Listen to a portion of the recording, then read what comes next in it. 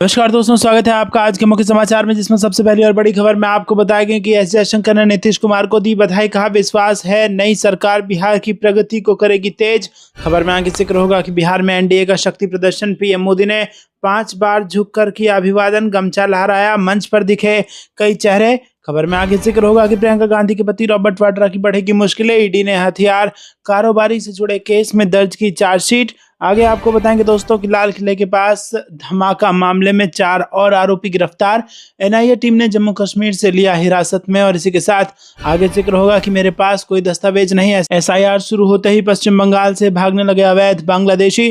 दोस्तों, हर एक खबर की गहराई में आपको ले जाएंगे, लेकिन उससे पहले आपसे निवेदन की वीडियो कीजिए लाइक और चैनल को सब्सक्राइब करके बेल आइकन दबाकर कमेंट में लिखिए जय हिंद।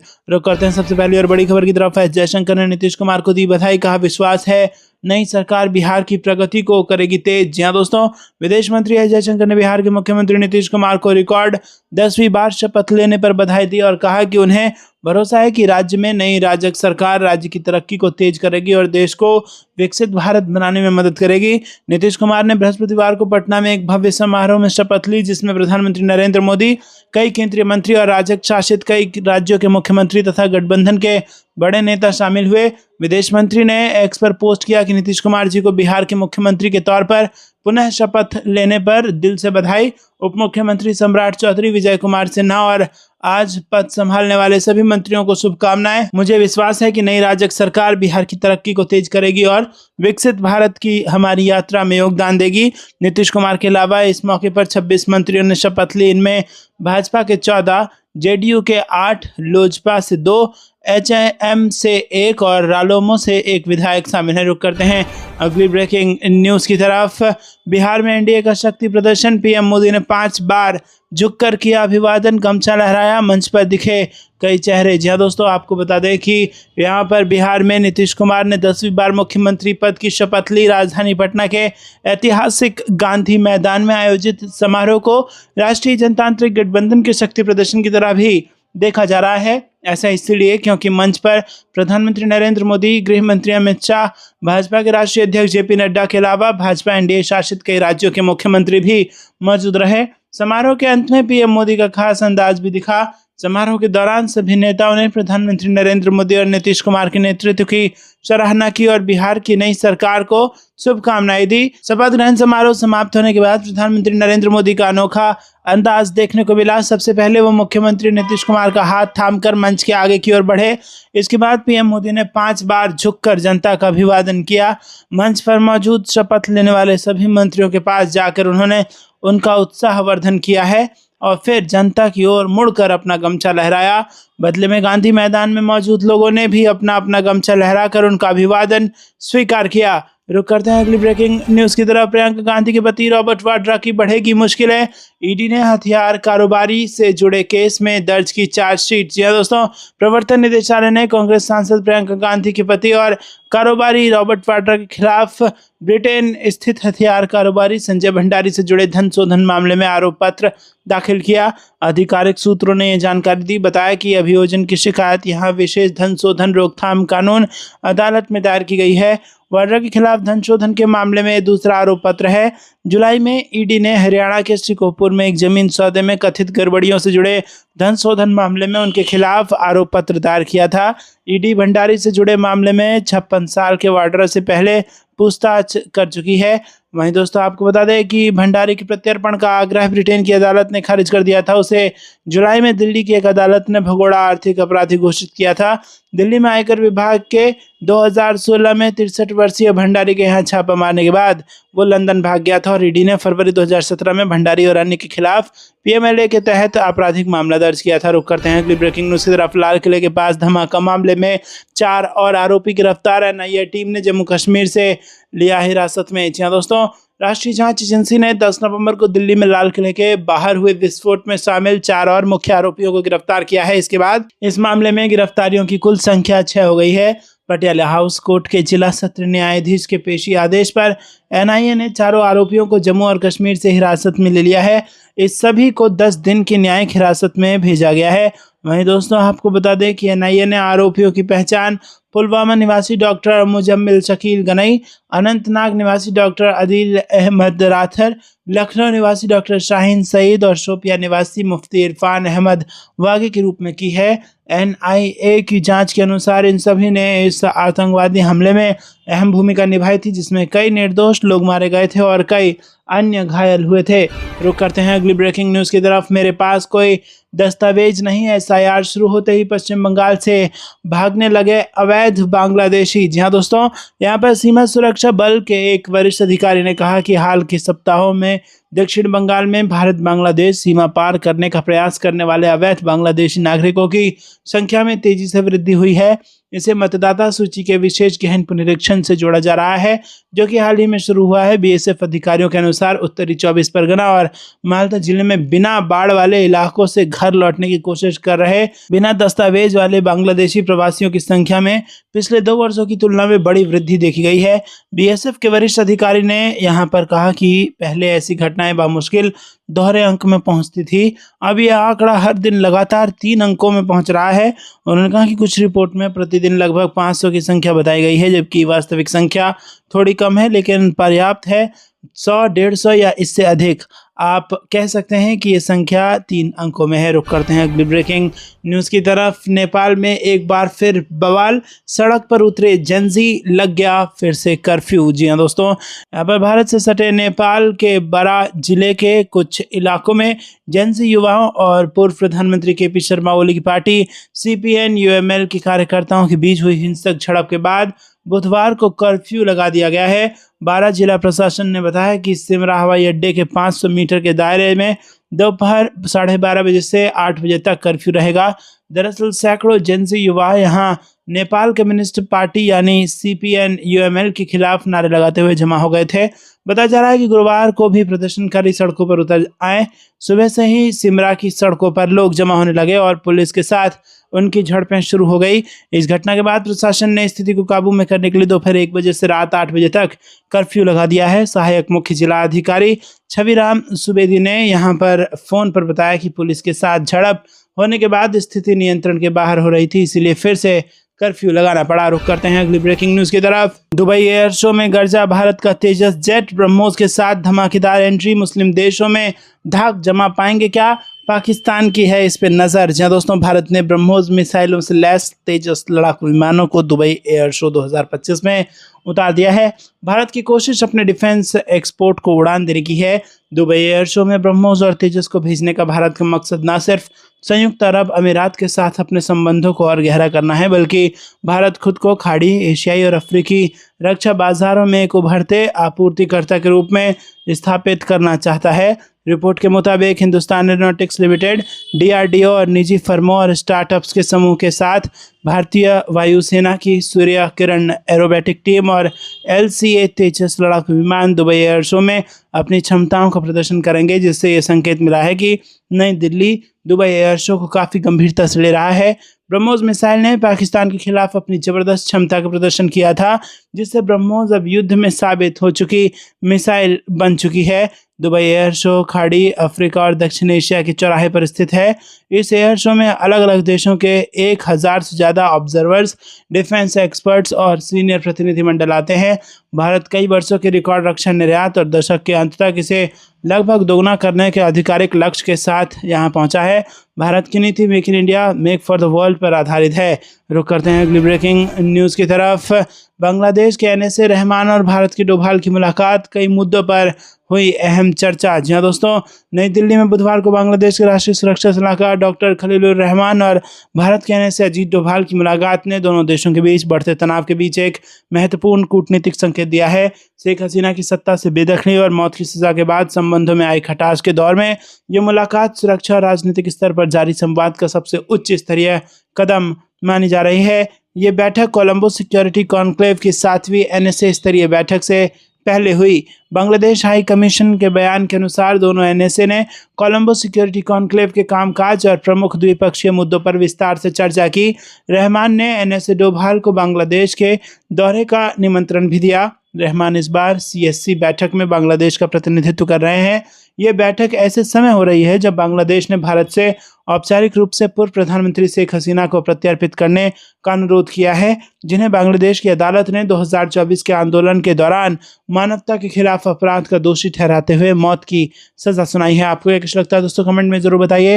वीडियो को लाइक नहीं किया तो लाइक जरूर कीजिएगा। रुक करते हैं अगली ब्रेकिंग न्यूज की तरफ। निकाया में नई सरकार, बिहार में 10वीं बार मुख्यमंत्री बनेंगे नीतीश, उप मुख्यमंत्री होंगे सम्राट और विजय। जी हाँ दोस्तों, आपको बता दें कि यहाँ पर बिहार में 10वीं बार नीतीश कुमार मुख्यमंत्री पद की शपथ लेंगे। पुरानी सरकार में डिप्टी सीएम रहे सम्राट चौधरी और विजय सिन्हा नई सरकार में भी उप मुख्यमंत्री बनेंगे। पटना के गांधी मैदान में भव्य तैयारी की गई है। 20 नवंबर को होने वाले शपथ ग्रहण समारोह में प्रधानमंत्री नरेंद्र मोदी भी शामिल होंगे। इसके अलावा देश भर की नामचीन हस्तियों को बुलावा भेजा गया है, जिसमें कई राज्यों के मुख्यमंत्रियों के साथ केंद्रीय मंत्री भी शामिल होंगे। बिहार विधानसभा चुनाव में एनडीए को मिले प्रचंड बहुमत के बाद अब सरकार बनाने की कवायद तेज हो गई है। इस बीच बुधवार को बैठकों का सिलसिला शुरू हो गया है। मुख्यमंत्री आवास में जेडीयू विधायक दल की बैठक हुई। इस बैठक में सर्वसम्मति से मुख्यमंत्री नीतीश कुमार को नेता चुन लिया गया। वहीं बीजेपी की ओर से सम्राट चौधरी को नेता और विजय सिन्हा को उप नेता चुना गया। जेडीयू के राष्ट्रीय कार्यकारी अध्यक्ष संजय कुमार झा ने कहा कि विधायक दल की बैठक है, जिसमें नीतीश कुमार को विधायक दल का नेता चुन लिया गया। फिर राज्यपाल से मिलकर सरकार के गठन की प्रक्रिया शुरू हो जाएगी। उन्होंने बताया कि गुरुवार को गांधी मैदान में शपथ ग्रहण समारोह होगा। बिहार चुनाव के परिणाम को लेकर पूरे देश में उत्साह है। शपथ ग्रहण समारोह गांधी मैदान में होना निर्धारित है। इसे लेकर गांधी मैदान में व्यापक तैयारी की जा रही है और इस समारोह में आम से खास लोगों के जुटने की संभावना को देखते हुए उसी तरह की तैयारी की जा रही है। रुक करते हैं अगली ब्रेकिंग न्यूज की तरफ। बिहार में हवा मुझसे पहले ही यहां पहुंच गई। तमिलनाडु में पीएम मोदी ने कर दी गमछा लहराने की चर्चा। जी हां दोस्तों, बिहार विधानसभा चुनाव में एनडीए की धमाकेदार जीत के बाद पीएम मोदी का जश्न काफी वायरल हुआ था, जिसमें उन्होंने गमछा लहराते हुए कहा था कि गर्दा उड़ा दिया। अब पीएम मोदी ने कोयम्बटूर में एक जनसभा को संबोधित करते हुए गमछा लहराने की चर्चा कर दी है। दोस्तों, आपको बता दें कि प्रधानमंत्री मोदी ने पीएम किसान सम्मान निधि की 21वीं किस्त बुधवार को जारी की। दोस्तों, आपको बता दें कि प्रधानमंत्री मोदी ने कोयम्बटूर में जनसभा को संबोधित करते हुए कहा कि जब मैं यहां मंच पर आया तो मैंने देखा कि कई किसान हवा में अपना गमछा लहरा रहे थे।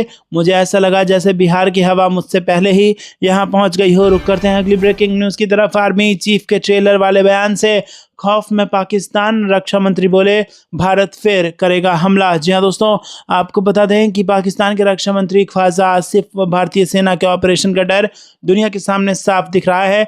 मंगलवार को उन्होंने कहा कि भारत सीमा पार हमला कर सकता है। उन्होंने कहा कि पाकिस्तान भारतीय सेना प्रमुख के बयान को नजरअंदाज नहीं कर सकता है। पाकिस्तानी रक्षा मंत्री ने यह बयान तब दिया है जब भारत के सेना प्रमुख जनरल उपेंद्र द्विवेदी ने पाकिस्तान को सीमा पार आतंकवाद से बाज आने की साफ चेतावनी देते हुए कहा था कि 88 घंटे का ऑपरेशन सिंदूर तो ट्रेलर था। भविष्य में ऐसी कोई परिस्थिति आई तो हम पड़ोसी देश के साथ जिम्मेदारी से पेश आने का सबक सिखाने के लिए तैयार हैं। इसी के साथ दोस्तों, आपको बता दें कि पाकिस्तान के एक टीवी चैनल को दिए गए इंटरव्यू में आसिफ ने भारत पर बेबुनियाद आरोप लगाया है। उन्होंने कहा कि अफगानिस्तान घुसपैठ करता है और भारत इसमें भूमिका निभाता है। उन्होंने कहा कि सऊदी अरब, संयुक्त अरब अमीरात, ईरान, चीन और अन्य देश पाकिस्तान में सीमा पार घुसपैठ को समाप्त करना चाहते हैं। उन्होंने आगे कहा कि अफगानिस्तान आतंकियों का अड्डा बन गया है। दोस्तों, रुक करते हैं अगली ब्रेकिंग न्यूज की तरफ। पीएम मोदी से मिले पुतिन के दूत, ठीक उसी वक्त रूसी राष्ट्रपति से मिले जयशंकर। क्या किसी बड़ी डील की है तैयारी? जी हाँ दोस्तों, आपको बता दें कि भारत रूस रिश्तों में एक दिलचस्प कूटनीतिक मोड़ देखने को मिल रहा है, जब प्रधानमंत्री नरेंद्र मोदी और रूसी राष्ट्रपति व्लादिमीर पुतिन के दूत एक ही समय में एक दूसरे की राजधानी में मौजूद थे। नई दिल्ली में पीएम मोदी ने पुतिन के करीबी सलाहकार निकोलाई पुत्रसेव से मुलाकात की। वहीं ठीक उसी वक्त मॉस्को से विदेश मंत्री एस जयशंकर की मुलाकात खुद राष्ट्रपति पुतिन से हो रही थी। ये एक बड़े संदेश की तरह इसको देखा जा रहा है। भारत और रूस के बीच कूटनीतिक सरगर्मियां अचानक तेज हो गई हैं। दिलचस्प बात यह है कि एक तरफ दिल्ली में प्रधानमंत्री नरेंद्र मोदी से रूसी राष्ट्रपति व्लादिमीर पुतिन के दूत और रूसी सिक्योरिटी काउंसिल के सदस्य निकोलाई पुत्रसेव से वो मिल रहे थे, तो ठीक उसी समय पुतिन के पास भारत के विदेश मंत्री एस जयशंकर मौजूद थे। यानी बातचीत दोनों तरफ से एक साथ चल रही थी। ये सिर्फ सहयोग नहीं, एक संदेश है कि पुतिन की अगले महीने होने वाली नई दिल्ली यात्रा से पहले भारत और रूस टॉप लेवल पर कुछ बड़ा कर रहे हैं, चाहे वो यूक्रेन युद्ध के बीच बैलेंस की स्ट्रैटेजी हो, तेल डिफेंस डील्स की मजबूती हो, या फिर चीन को ध्यान में रखते हुए नई जियोपॉलिटिकल प्लान। दोस्तों, रुक करते हैं अगली ब्रेकिंग न्यूज की तरफ। अयोध्या राम मंदिर में 4 घंटे रहेंगे पीएम मोदी। ध्वजारोहण समारोह के लिए कार्यक्रम फाइनल। जी हाँ दोस्तों, यहाँ पर अयोध्या राम मंदिर में ध्वजारोहण समारोह के मुख्य अतिथि के रूप में यहाँ रहे प्रधानमंत्री नरेंद्र मोदी का मिनट टू मिनट कार्यक्रम फाइनल हो चुका है। प्रधानमंत्री मोदी राम मंदिर में 4 घंटे गुजारेंगे। प्रधानमंत्री मोदी साकेत महाविद्यालय के ग्राउंड में हेलीकॉप्टर से उतरेंगे। यहाँ से उनका काफिला आदि शंकराचार्य प्रवेश द्वार पहुंचेगा और इसी रास्ते प्रधानमंत्री मोदी राम मंदिर परिसर में प्रवेश करेंगे।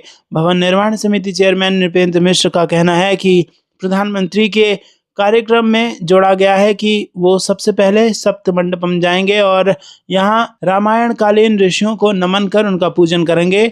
वरिष्ठ IAS अधिकारी व प्रधानमंत्री संग्रहालय के चेयरमैन मिश्रा बताते हैं कि PMO ने अपेक्षा की है कि प्रधानमंत्री के पूजन के समय मंदिर पुजारी व पूजन सामग्री की भी व्यवस्था रहे। नृपेंद्र मिश्र बताते हैं कि प्रधानमंत्री मोदी राम मंदिर में 4 घंटे गुजारेंगे। रुक करते हैं अगली ब्रेकिंग न्यूज की तरफ। राजनीतिक हताशा छिपाने की कोशिश, वोट चोरी को लेकर पूर्व नौकरशाहों और जजों के निशाने पर आए राहुल गांधी। जी दोस्तों, कांग्रेस के पूर्व अध्यक्ष और लोकसभा में नेता विपक्ष राहुल गांधी के वोट चोरी जैसे आरोपों को लेकर अब आवाजें उठने लगी हैं।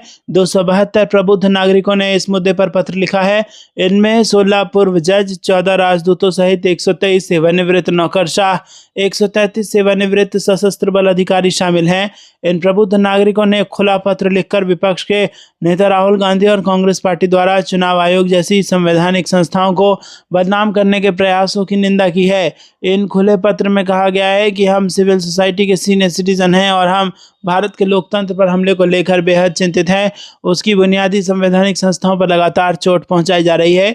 कुछ राजनेता वास्तविक राजनीतिक विकल्प देने की बजाय भड़काऊ और तथ्यहीन आरोपों के जरिए अपनी सियासी रणनीति को आगे बढ़ा रहे हैं। रुक करते हैं अगली ब्रेकिंग न्यूज की तरफ। बांग्लादेश को दूसरा आतंकी मुल्क बनने से रोके भारत, हसीना के सांसदों ने खुलकर मांगी मदद। जी हाँ दोस्तों, आपको बता दें कि यहाँ पर ढाका में अंतर्राष्ट्रीय अपराध न्यायाधिकरण द्वारा पूर्व प्रधानमंत्री शेख हसीना को मानवता के खिलाफ अपराध के आरोपों में मौत की सजा सुनाए जाने के एक दिन बाद आवामी लीग के वो शीर्ष नेता खुलकर सामने आ गए हैं। ये लोग वर्तमान में अज्ञात स्थानों पर निर्वासन में जी रहे हैं। उन्होंने कहा है कि वो तभी बांग्लादेश लौटेंगे जब राजनीतिक समावेशन सुनिश्चित होगा और उनके खिलाफ दर्ज मामलों में न्यायिक राहत मिलेगी। साथ ही उन्होंने उम्मीद जताई कि भारत हसीना को शरण, सम्मान और सुरक्षा देना जारी रखेगा। दोस्तों, आपको बता दें कि कई आवामी लीग नेताओं और पूर्व सांसदों ने बताया कि पार्टी के लगभग 100 से अधिक नेता विदेश में रह रहे हैं और इतने ही नेता एवं हजारों कार्यकर्ता बांग्लादेश के जेलों में बंद हैं। 4 बार के सांसद नाहिम रज्जाक ने कहा कि सरकार द्वारा आवामी लीग को पूरी तरह समाप्त करने की कोशिश की जा रही है।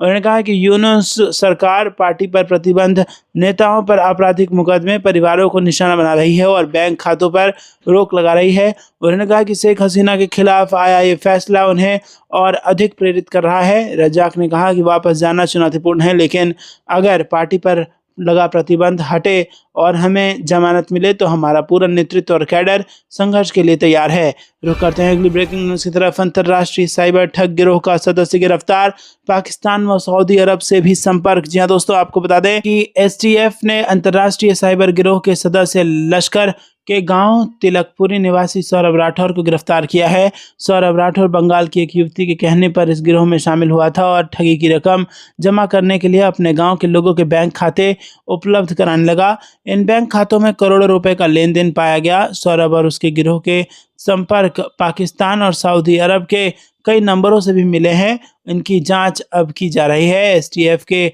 SSP नवनीत सिंह भुल्लर ने बताया कि देश भर में विभिन्न तरीकों से हुई ठगी की रकम हरिद्वार के लश्कर क्षेत्र के गांव तिलकपुरी के लोगों के खाते में जमा हो रही है। कुछ संदिग्ध मोबाइल नंबरों का भी पता चला है जो इसी क्षेत्र में सक्रिय थे। इसकी पड़ताल की गई तो इसी गांव के सौरभ राठौर का नाम सामने आया है। सौरभ को सोमवार को पूछताछ के लिए देहरादून STF कार्यालय बुलाया गया था। और दोस्तों, आपको कुछ लगता है कमेंट में जरूर बताइए। वीडियो को लाइक नहीं किया तो लाइक जरूर कीजिएगा। रुक करते हैं अगली ब्रेकिंग न्यूज की तरफ। बिहार के बाद अब बंगाल की बारी। ममता मैजिक तोड़ने के लिए बीजेपी बना रही खास रणनीति। इनसाइड स्टोरी आपको बता दें दोस्तों कि यहाँ पर बिहार में NDA की ऐतिहासिक जीत के बाद अब बीजेपी ने पश्चिम बंगाल में सत्ता में आने के लिए रणनीति पर काम शुरू कर दिया है। इसके लिए बीजेपी ने अपने ताकतवर नेताओं को झोंकने रोकने का फैसला किया है। बिहार की जीत के बाद पार्टी मुख्यालय पर कार्यकर्ताओं को अपने संबोधन में पीएम मोदी ने कहा था कि गंगा जी बिहार से होकर बंगाल तक जाती हैं। बंगाल में जीत बीजेपी का एक बड़ा सपना है। गृह मंत्री अमित शाह ने बतौर बीजेपी अध्यक्ष कहा था कि बीजेपी का उत्कर्ष तब होगा जब वो पश्चिम बंगाल और तमिलनाडु में अपना मुख्यमंत्री बनाएगी। बीजेपी ने पश्चिम बंगाल में मार्च अंत या अप्रैल की शुरुआत में होने वाले विधानसभा चुनावों के लिए पार्टी संगठनों को मजबूत करने की दिशा में काम शुरू किया है। पार्टी ने फिलहाल बिना किसी चेहरे के सामूहिक नेतृत्व और प्रधानमंत्री नरेंद्र मोदी के नाम और काम पर चुनाव लड़ने का फैसला किया है। बीजेपी का जोर अपने संगठन को मजबूत करने पर है। राज्य के 91,000 बूथों में से बीजेपी अभी करीब 70,000 बूथों पर बूथ समितियों का गठन कर चुकी है और आगे की गतिविधियों के लिए चुनाव आयोग द्वारा चलाए जा रहे स्पेशल इंटेंसिव रिवीजन यानी SIR के पूरे होने का इंतजार किया जा रहा है। रुक करते हैं अगली ब्रेकिंग न्यूज की तरफ। अमित शाह फाइनल करेंगे बीजेपी मंत्रियों की लिस्ट। नीतीश कुमार के शपथ से एक दिन पहले पहुंचेंगे पटना। जी हां दोस्तों, बिहार में नई सरकार के गठन को लेकर राजनीतिक हलचल तेज हो गई है। चुनाव में प्रचंड जीत दर्ज करने के बाद नीतीश कुमार की अगुवाई में एनडीए सरकार 20 नवंबर को पटना के गांधी मैदान में शपथ लेगी।